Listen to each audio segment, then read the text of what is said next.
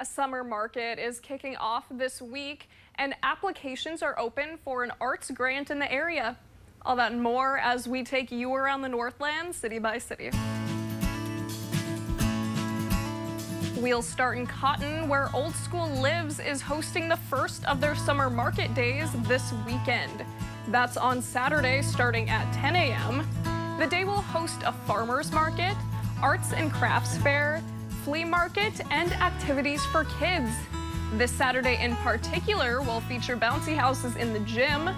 Vendors are still welcome to sign up for both indoor and outdoor spaces. Outdoor spaces are $10 per booth, and indoor spaces are $20. We will have a link to sign up online.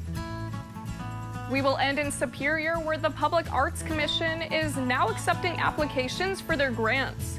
The organization provides funds to local artists, performers, and creative organizations to increase arts in the community. Those funds also aim to offset costs and remove barriers to arts and culture in the city. Anyone interested in applying can do so online. You'll find that information on northernnewsnow.com. The deadline to apply is July 1st.